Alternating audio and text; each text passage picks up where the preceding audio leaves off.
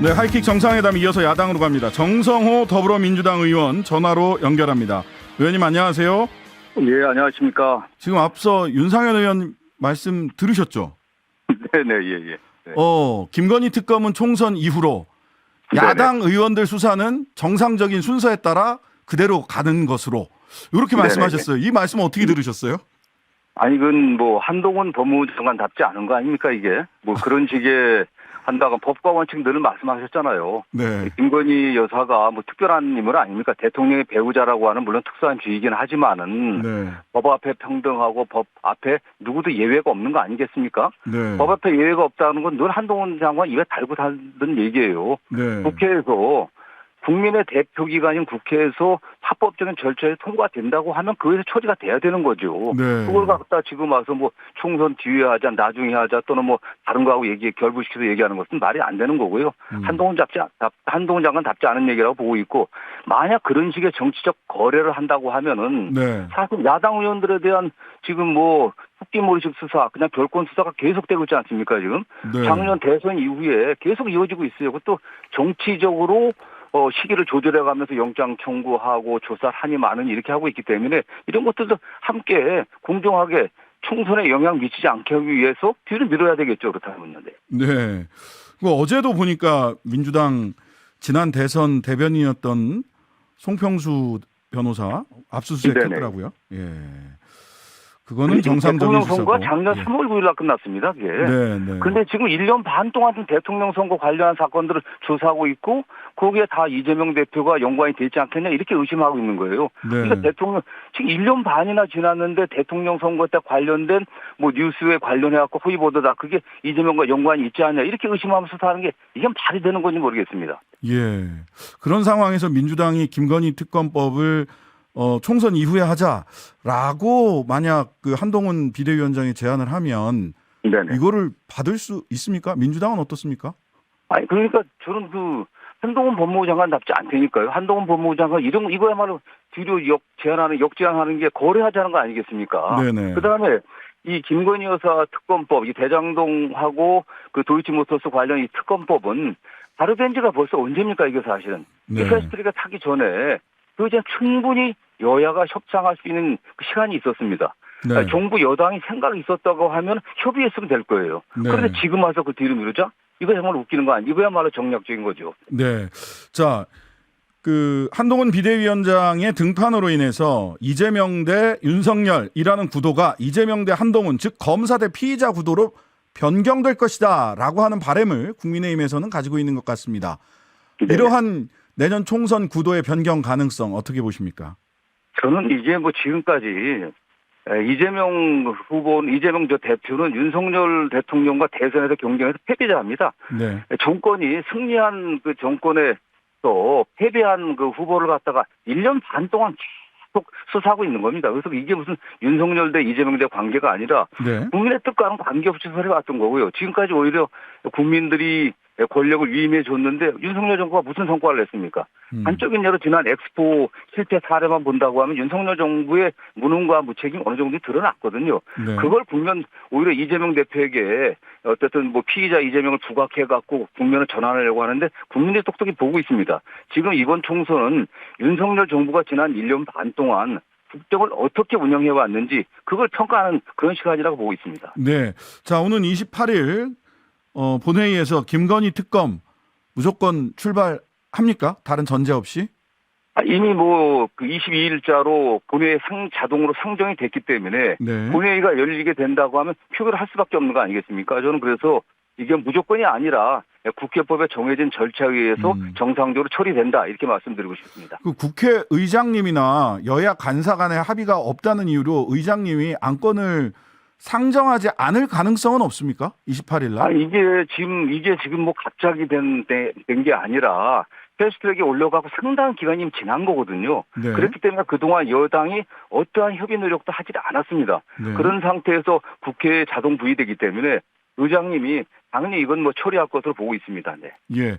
자, 최근 불거진 김건희 여사의 명품 가방 수수 그 동영상 관련된 의혹도 특검 수사 대상에 넣을 수 있다는 얘기가 나오는데요. 또 뭐 법 조문을 보면 네네. 그 수사 대상이 된 사람의 다른 행위까지 수사를 할 수 있도록 열려져 있어서 형식상 조문만 보자면 김건희 여사의 도이치모터스 주가 조작 의혹 이외에도 명품 가방 의혹도 수사 대상이 될 수도 있어 보이는데 이건 어떤가요? 예, 그렇습니다. 과거의 다른 특검법도 마찬가지고 수사의 범위와 대상이 있지 않겠습니까? 네. 그럼 그 해당 사건과 관련돼 갖고 수사 과정에서 인지된 사건도 수사할 수 있게 되게 법률에 규정을 했거든요. 네네. 그렇기 때문에 이 건이 수사 과정에서 또 다른 도이치모터스 사건인 경우는 수사를 하겠지만 관련돼 갖고서 조사를 하다 보면 이게 인지되면 수사할 수 있다고 보고 있고요. 그다음에 지금 한동훈 법무부 장관 체제하에서 검찰의 대부분의 야당 관련 사건들은 원래 사건보다 격가진 별건으로 거의 처벌한 경우가 대부분이거든요. 수사하는 게. 네네. 그렇기 때문에 이것도 충분히 법률상으로도 그렇고 또 국민 정서상으로도 수사를 해야 된다고 보고 있습니다. 네. 자, 민주당 이야기 좀 여쭤보겠습니다. 어제 이재명 대표와 김부겸 전 총리 만남이 있었고요. 이낙연 전 대표 이 회동 지켜보겠다면서 인터뷰까지 취소했었습니다만은 만남 이후에 회동 실망스럽다. 해오던 일을 계속하겠다. 이렇게 밝히셨어요. 이낙연 대표의 이러한 반응 어떻게 보고 계십니까?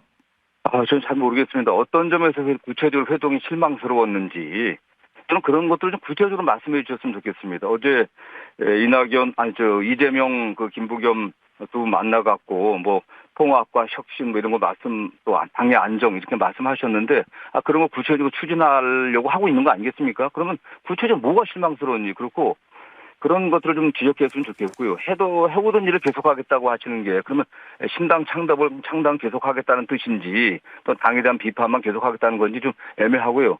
어떻게 보면은 당의 그야말로 원로로서 지금 아직까지 당에 계시지 않습니까? 이 당을 위한 좀 좋은 당의 원로로서 좋은 충고를 좀 해주길 좀 부탁드리고 싶습니다. 네.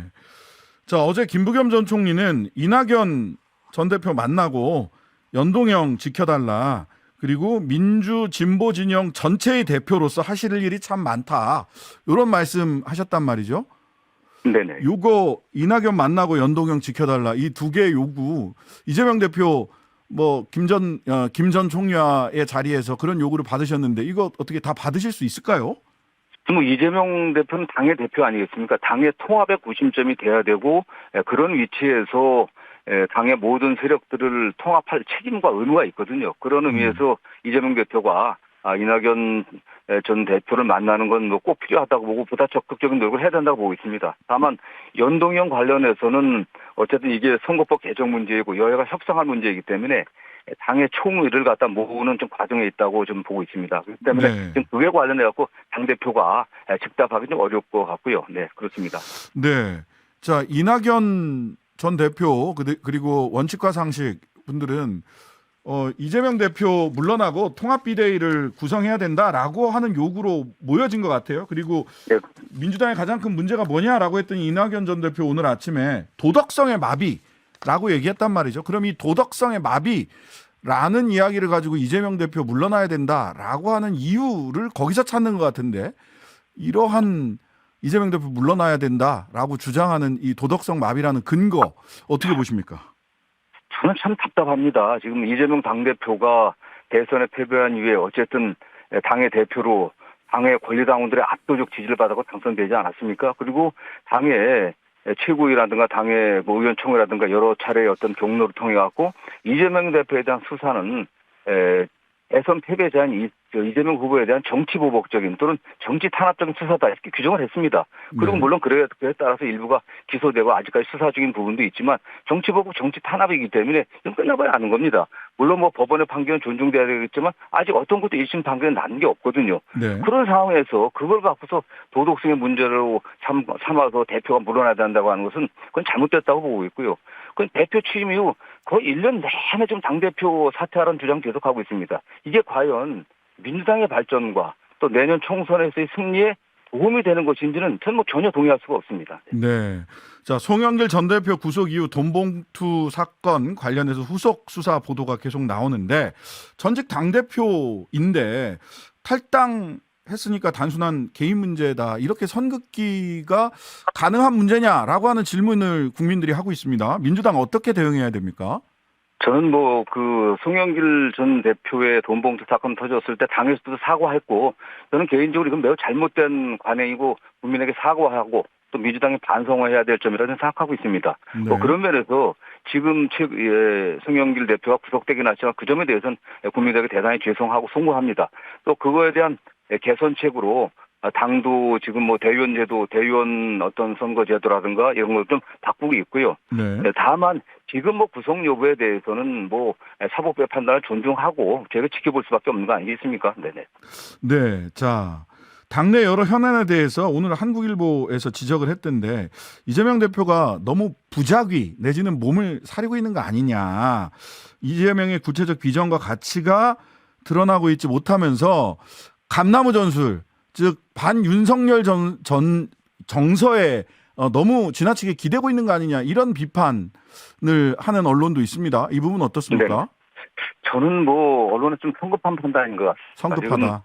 예. 당에서는 지금 과거 4년 전이나 8년 전보다는 총선 시기가 지금 굉장히 빨리 진행되고 있거든요. 빨리 돌아가고 있습니다. 과거는 네네. 되게 뭐 1월 중순부터 총선 국면이 들어갔는데 너무 빨리 돌아가고 있고, 저 이재명 대표는 지금 차분하게 외부 인재 영입하려고 최선을 다하고 있고요. 전략공관위도 이제 가동을 시작했고, 또 정권을 주려고 하는 공관위도 구성 준비 작업을 하고 있기 때문에 공관위 구성되고 하면 이재명 알겠습니다. 대표가 총선에 대한 비전들을 발표할 것으로 보고 있습니다. 네, 지금까지 정성호 더불어민주당 의원이었습니다. 감사합니다. 하루 종일 기다려지는 진짜 시사. 평일 저녁 6시 5분 신장식의 뉴스 하이킥.